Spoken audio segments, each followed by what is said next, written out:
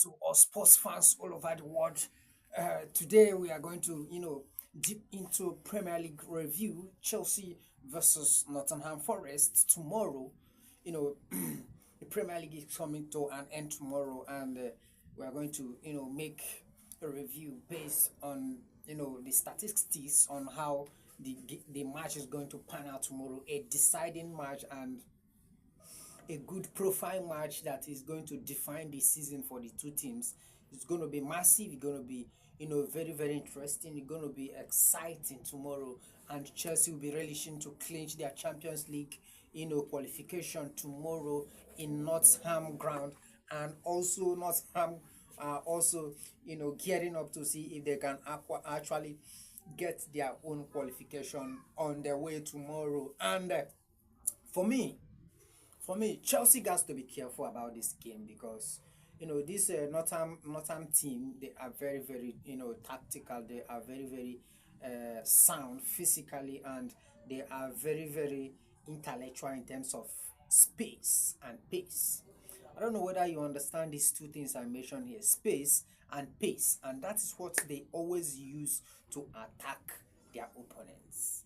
The likes of Alanga has rack up to 34.5 kilometers this season, which there's no other Chelsea defender that has such speed. There's no Chelsea defender that has such speed. You get, so Chelsea has to be aware of their space and speed in attacking line. So in that game, for Chelsea to catch up with these guys, Chelsea are going to be mindful of their backline.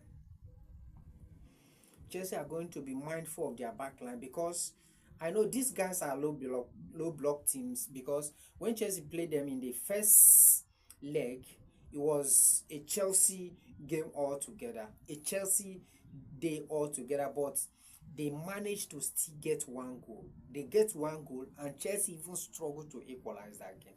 And Chelsea misses so many chances. Chelsea created so many chances in that game, and they misses so many. That game was a kind of a serious fighting game for Chelsea to continue their winning run at the first leg, and it ended up in a 1-1 appeals. And as it stands, Chelsea needs to be mindful of their attack line. That is, their back line. Their back line will be very, very tight, because the likes of Alanga, the likes of Colum Hudson-Odoi, the likes of Chris Wood, they are going to hurt you anytime, any day. And you see that Gibbs White, that guy is very, very sensitive when it comes to attacking movement. And his awareness within the ball is second to none. He creates everything that happens in that attack. And I want to urge Chelsea defensive midfielders to be very, very tactical with that guy. If we are going to play Romeo Lavia, I think it's going to be a balanced game, because if I thought Romeo is going to start, then I want, in as much Romeo is going to start, I want Reece James to be in bench. Yes, I want Reece James to be in bench, so that defensive line will not be porous. That defensive line will not be porous. I want somebody like Casiedo to start as an inverted wing back, and he is going to block Gibbs White run through that midfield, through that attacking midfield.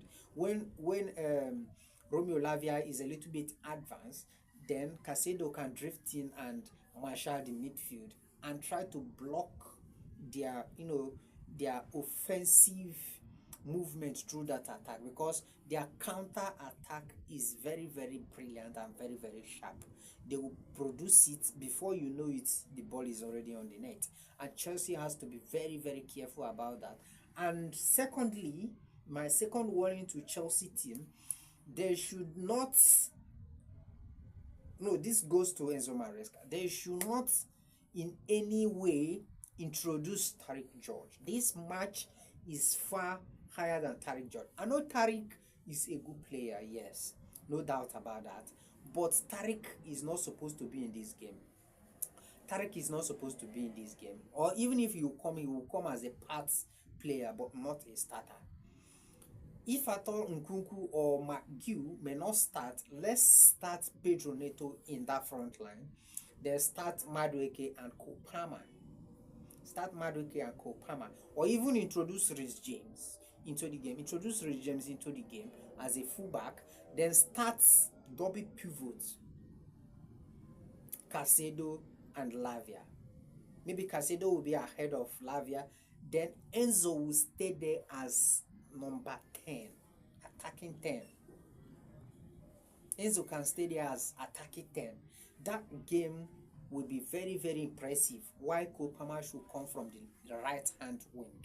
And that game will be very, very interesting. And I believe that if Chelsea can come in this way, Chelsea is going to produce a fantastic result tomorrow.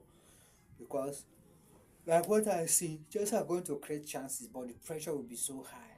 The pressure will be so high. And the more they think about this final day, the more they think about the conference final.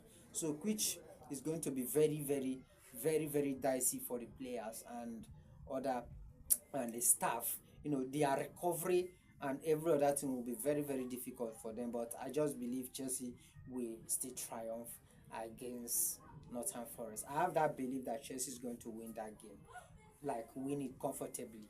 But let's see how it pans out. Chelsea don't like playing under pressure, but this game will actually define Chelsea's Champions League qualification, because if you cannot play this kind of game and win, how can you go away in PSG and win PSG? How can you go to Inter Milan and win Inter Milan, Bayern Munich, Barcelona, Real Madrid, Atletico Madrid? All these teams are hard knock to crack. And if you cannot win Nottingham Forest comfortably under pressure, there's no reason for you going into Champions League games, because you are not ready yet to go into that kind of competition. That is what all I have to say about versus Chelsea versus Nottingham Forest. I don't know what you think about that, but I want to hear you say something in the comment section.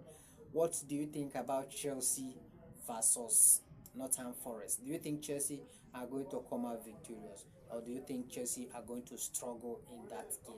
What is your take? Thanks for watching.